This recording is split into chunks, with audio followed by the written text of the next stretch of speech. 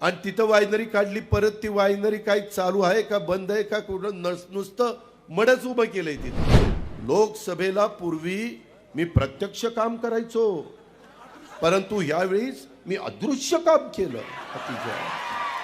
अरे अजित पवारनी असलं तर कधी आयुष्यात केलं. तुमच्यावर कसा विश्वास ठेवायचा? तुम्ही एकीकडे आम्हाला घरी खानदानाला नेलं, जेवायला घातलं, वाळलं आणि अदृश्य प्रचार केला. संस्था चालवायला नेतृत्वामध्ये धमक आणि ताकद असावी लागते. ते येड्यागाबाळाचं काम नाही. तुमचा दूध गंगा दूध संघाची काय अवस्था आहे? वाट लागली. त्याच्यानंतर अमृत आलं, आता सॉरी अमूल आता अमूलनी तरी काहीतरी होईल. ते अमूल पण बंद पडलं, दूध गंगा पण बंद पडला. अरे काय संस्था चालवत आहेत? भाऊंनी लावलेलं कर्मयोगीचं रोपटं आज किती कोटी रुपये कर्ज आहे? 500 कोटीच्या वर कर्ज. अहो भाऊंनी बिनकर्जाचा कारखाना तुमच्या ताब्यात दिला, तुम्ही कर्जबाजारी करायला लागलाय. तुम्ही काय म्हणजे लाखाचे 12,000च करायला निघाला ही. मग त्याला निवडून देणार आहे का? त्याचा विचार करणार आहे का नाही? माझी बारामती बँक जाऊन बघा कशी चालली, आणि इंदापूर सहकारी बँक 30 सालांवर आहे. अरे काय तुमच्यात कर्तृत्व नाही, कशाचा गप्पा हाणता? तुम्हाला इंदापूर बँक चालवता येत नाही. माझा खरेदी विक्री संघ येऊन बघा, आणि तुमच्या खरेदी विक्री संघाची काय अवस्था आहे, काय परिस्थिती आहे बघा ना. ती आमच्या कळसला वायनरी काढली, ते बिचारे गशी पाटील कधी दारूला शिवले नाही, तिथं वायनरी काढली. आणि तिथं वायनरी काढली, परत ती वायनरी काय चालू आहे का बंद आहे का कुठं नुसतं मडच उभं केलंय तिथं. अरे काय वायनरी, आमच्या इथली पण वायनरी बंद व्हायला लागली होती, पण आम्ही चालू ठेवली की नाही जाऊन बघा. Baramati agro, Baramati grape industry. शेवटी संस्था चालवता आल्या पाहिजेत. आज निरा भीमा कारखाना काय भाव देतो? आज कर्मयोगी काय भाव देतो? आज माझ्या नेतृत्वाखाली चाललेला योगेश इथं बसलाय, माळेगाव कारखान्याचा संचालक, 3,636 रुपये भाव. ऐकूनचा नाद करायचा नाद. अरे इंदापूरकरांनो, तुम्ही 700 रुपये टनाला कमी घेताय, कष्ट तेवढेच. एनसीडीसी कडनं मधी राज्य सरकारच्या मागे लागून 300 कोटी रुपये आणले. हर्षवर्धन पाटलांनी 300 कोटी रुपये आणले. काय केले?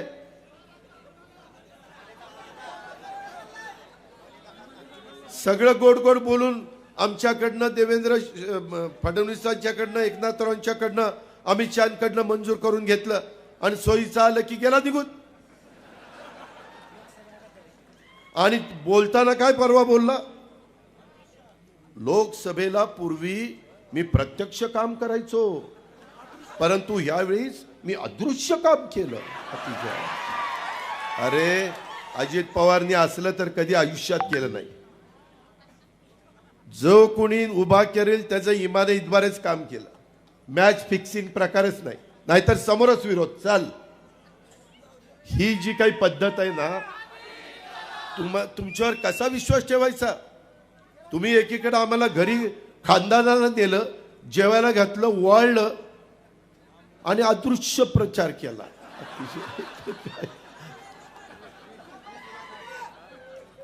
याला आता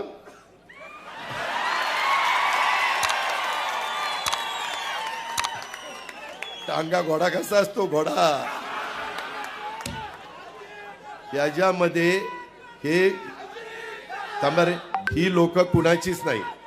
ही उगवत्या सूर्याला नमस्कार करणारी. मी तुम्हाला आता सांगतो, मगाशी कोणीतरी विषय काढला.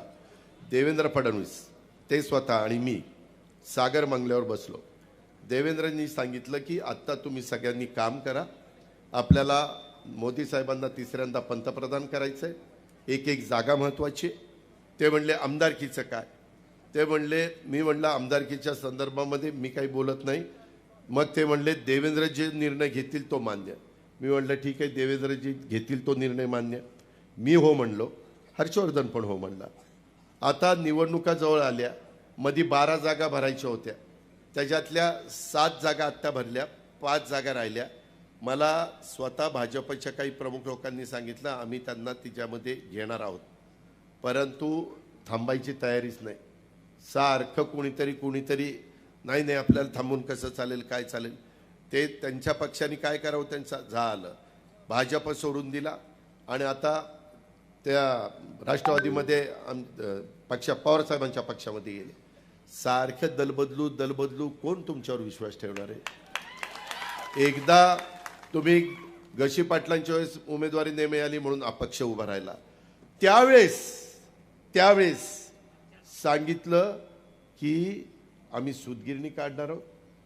बावड्यामध्ये गेलं की यादी करा, लाखेवाडीला यादी करा, किती घ्यायची, जंक्शनला यादी करा, वालचंदनगरला यादी करा, भरणेवाडी, अंतुर्ण, माझं सणसर, सगळीकडे याद्या. आणि मुलांना नोकऱ्या नव्हत्या, लोकांनाही वाटलं आता सूतगिरणी. 95ला इंदापूरकरांना नीट आठवा, झाली सूतगिरणी.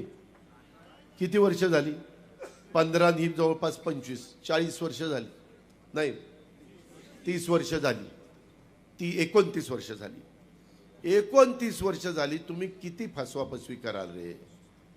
आज ह्या पद्धतीनं तुम्ही करोडो रुपये माझ्या इंदापूर तालुक्यातल्या जनतेला कमी देता. छत्रपतीनं पण भाव 3000 दिला, पण ॲट ए टाइम एका वेळेस दिला, 2-3 टप्प्यामध्ये दिला नाही. कशाचे? सूतगिरणीचे. हां, तेव्हा आता सूतगिरणीचे पैसे दिले नाही, व्याजासकट वसूल करायला पाहिजे. हे जे प्रकार आहेत ना, विश्वासार्हता तुमची काय? आज तुम्ही 4-4 वेळेला निवडून जाता, तुम्ही त्या ठिकाणी नीरा भीमा कारखाना अडचणीत आणलाय. मी मगाशी सांगितलं त्या सगळ्या संस्था अडचणीत आणल्या. सूतगिरणी तर उभी केलीच नाही. शिक्षण संस्थेची पण चौकशी लागली.